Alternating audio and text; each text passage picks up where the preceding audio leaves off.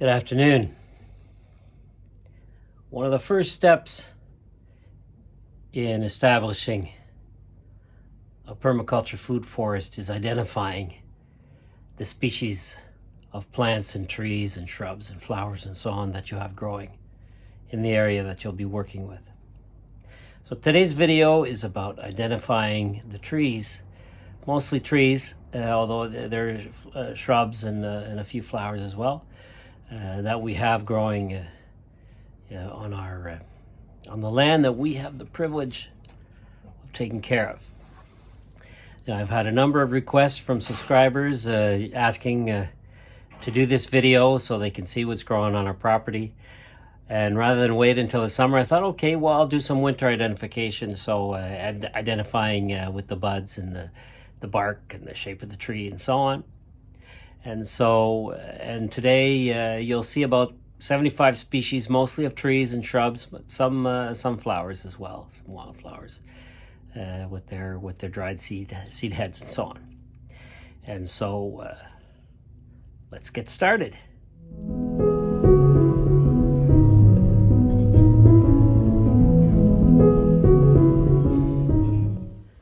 Redbud.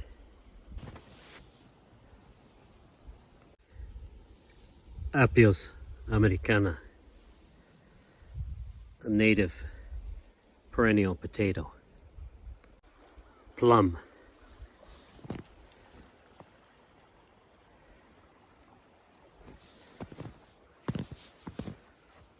We have many plums. We have many varieties of plum. Cedar. Excellent medicinal plant and source of vitamin C, but you take it in small quantities. Another plum. Wild black cherry. Another wild black cherry. Serviceberry. All these trees I'm showing are native. Another serviceberry. Just some of the prunes so far that aren't native. I have native prunes and non-native prunes to get the fruit. Many sugar maples. Choke cherry. Another choke cherry. Dogwood. This was just a branch cutting. So far everything I've shown have been trees I planted. This is the first branch cutting I show. The only tree I didn't plant was that big huge maple I showed a few minutes ago. Hazelnut. We have 4 of them here. 3 different varieties. Pin cherry. This was a bare root tree I planted back in 2020. Lots of black cap raspberries everywhere. Ironwood.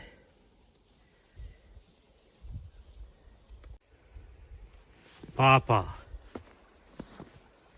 Lots of pawpaws. Very small still, but growing. More pawpaws along the creek. More dogwood.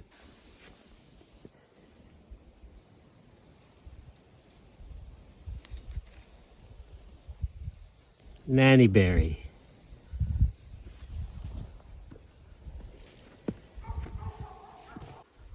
Pear tree. This was the only fruiting tree that was here when we moved.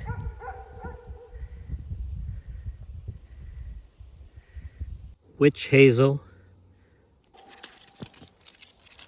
Another medicinal plant. Another serviceberry. Another serviceberry.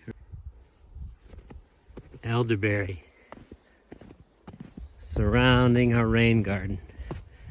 All of these were 8 small branch cuttings in the fall of 2019 before we came.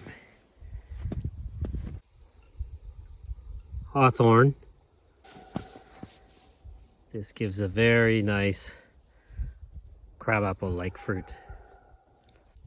Another black cherry, wild black cherry. Another black cherry. Another hawthorn. Quite something. These would be good to surround the garden with. Another hazelnut. Another hazelnut. Another serviceberry. Another serviceberry. This is supposed to be a serviceberry. It must be a different variety. Looks so different than the others. Maybe it's just a sort of a tree type variety. Another serviceberry. Another hazelnut. Here there's another hazelnut. Seems to have been really crushed by the snow being plowed off the road. We'll see how it is in the spring. Purple flowering quince. Another purple flowering quince. Another red bud.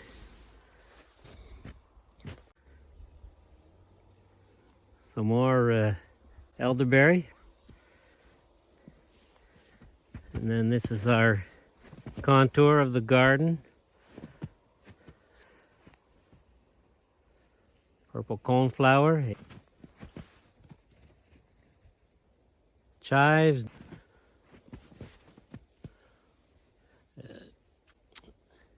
Primrose, evening primrose. Sage. More coneflower. Lavender. Bee balm. Raspberries. Lots of bee balm.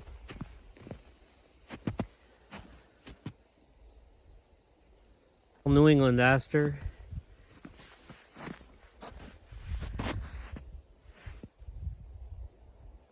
Oregano, also some peppermint. More bee balm, lots of bee balm everywhere.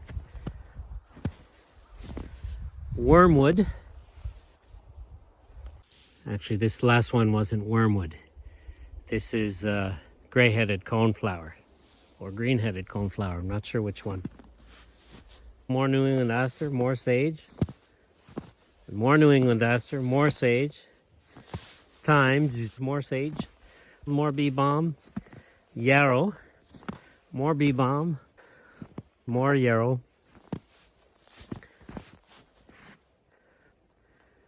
This is a curly dock. More curly dock. And over here, we have Joe Pye weed. Wild oats. A different variety of elderberry. This is red elderberry. 20 pawpaw saplings, approximately, or 25. There are many of them because these were all my floater seeds. So I thought they wouldn't grow. I put them all in the same pot, and they all grew.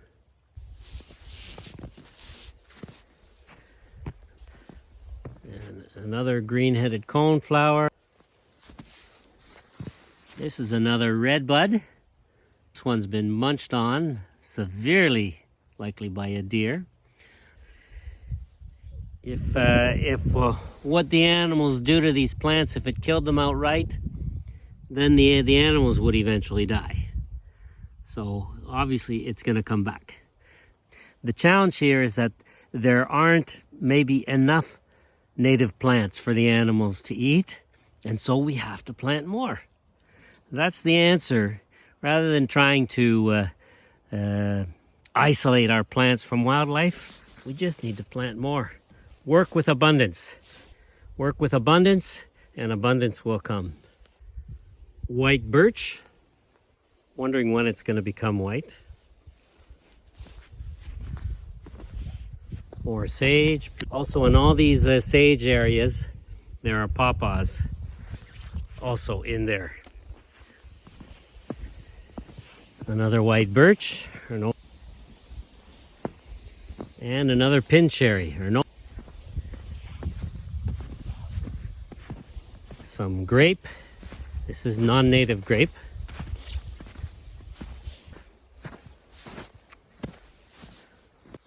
Blackberries, currants, more blackberry and more currants. It's another fruiting shrub, but I can't remember what it is. These are more currants, more grape, mix of raspberry and blackberry, and over there's some more blackberry, and over there's a bunch of plums. About 5 plum trees, different varieties, some native, some non-native. These are hascaps.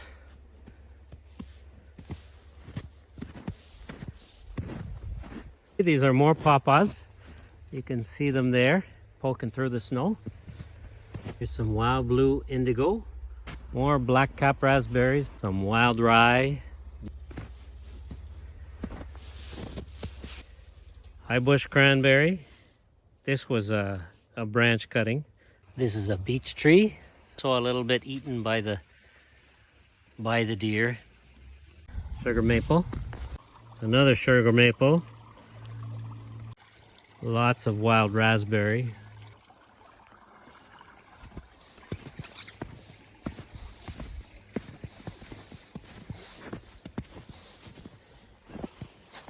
This is a basswood. The buds are extremely distinctive this time of year. They really show up brightly, almost as brightly as a high bush cranberry. The leaves of basswood are edible. You can eat them like lettuce. An existing choke cherry. There's also a nanny berry. You can see it. Its trunk is wrapping around the choke cherry, which is fine. It's not an aggressive plant. The fruit is delicious. White pine, obviously already existing. More basswood. This was a tiny one that was being strangled by buckthorn our first year.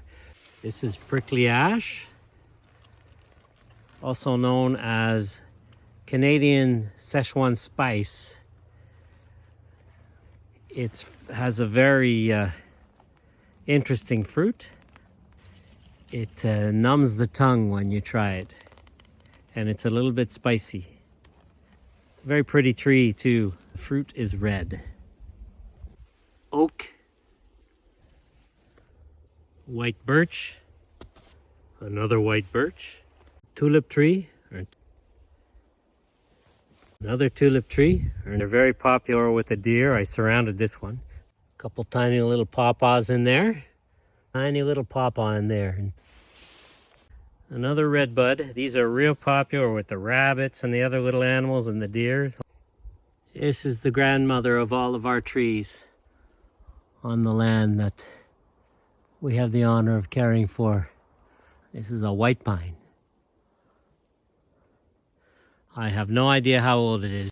I have no idea of the age of this tree, but the diameter of its trunk is at least 1.20 meters, at least 4 feet, maybe more. Oak.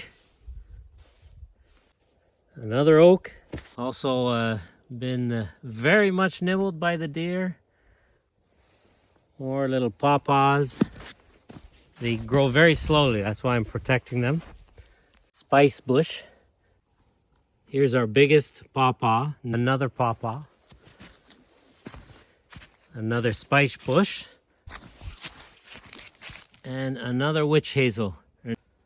Also a little bit eaten by the deer. Cattails in the pond.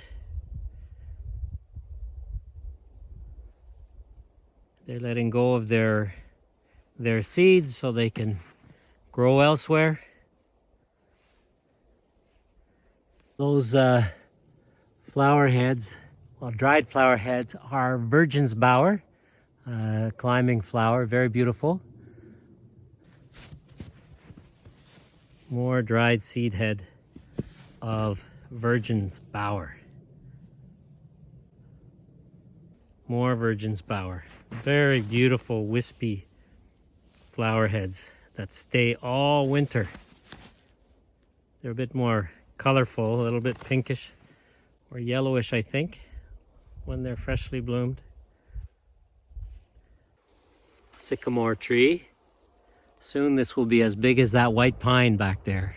Right beside our pond, because sycamores love the water. In here, there's a whole bunch of high bush cranberry and elderberry.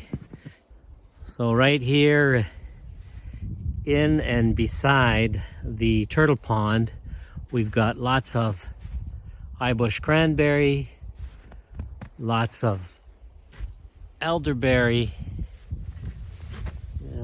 right here, for example, and more elderberry. We have, they're all surrounding the sycamore here, dogwood, Virginia creeper, and nannyberry. So yeah, lots of, a nice amount of biodiversity in this little turtle pond here. This area of the forest that goes along the canal that I had dug, the very shallow canal, is full of very tall dogwood. These were all branch cuttings. They were large branch cuttings that I took, but they were branch cuttings. Here's another sycamore tree. You know, it was very small when I planted it 3 years ago. We have some more high bush cranberry in this whole area surrounding. There's a whole bunch of it in this area surrounding the sycamore tree I just showed you. There's some more there. There's another one. There's more over here. There's another one right here. You can see the red buds. That, believe it or not, is an anthill. So it's about 1.5 meters diameter and about 60 centimeters high. So you can see Midzi walking beside it. So it's about 4 feet wide and about 2 feet tall. Another anthill formed here last year, shortly after I put a winter watermelon that had gotten past me. So I just put it out here to finish its decomposition, and it got completely eaten by the ants, and they formed an anthill around it. Here we have a silver maple. Looks like it's struggling, but it's still alive. I put this silver maple here when I had to take out a very diseased red pine that was diseased because it had its roots in water for who knows how many years, and it was dying, and I didn't want the disease to spread to the cedars and the other pines around, which I was told could happen. So I cut it down and I burned it. One of the few times I've ever done that, but I burned it when I set up the moon garden over there, and its ash became part of the moon garden. Now, that was one of the trees where we were able to read the rings and see that it had had excellent growth for a good 20 years, and then about 10 years ago, it started to be stressed. So it had about 30 or so rings on it, of which the last 10 years showed extreme stress. So we took it out, and then we planted a silver maple here and another one just over in there. These cedars were already here when we moved in, and luckily cedars can tolerate or like having their feet wet, and so they weren't bothered by the amount of water in the soil. And they're doing very well, because even though we've solved the flooding problem, there's still a lot of water that comes through here. So these cedars are very happy. This is a little wet spot near the edge of the property, close to the chinampas that I showed you in one of the videos. This spot we've sort of just kept this way without putting a chinampas on it. And so you can see the cattails. Planted many species that like the water and will absorb it. For example, these cattails we planted. Nous avons planté ces quenouilles-là. Believe it or not, this very big willow tree we planted. It was only that tall 3 years ago. And now look at it. We have other species in here. Some that, these were branch cuttings. These are Manitoba maples. This is a tamarack right here.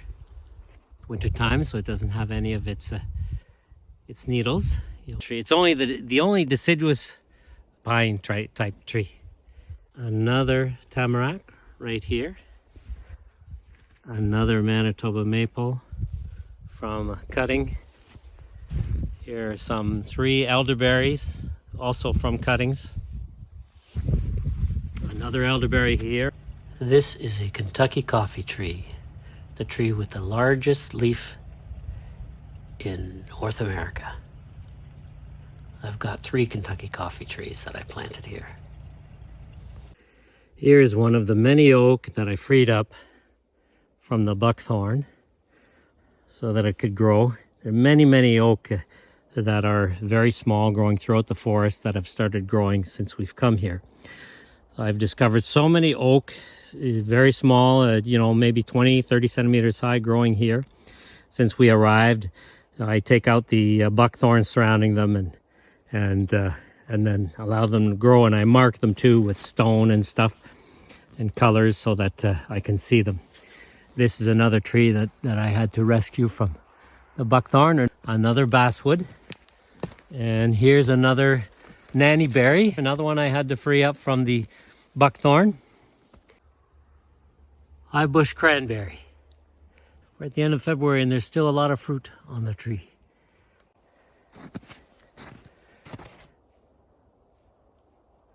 The cats love the stumps that we leave in the forest. I like this height of stump because it's like a little shelf that we can use, and the birds like them, the animals like them. So they're a really nice perch. So that's it. I can't show you all the trees because the video will be a couple hours long.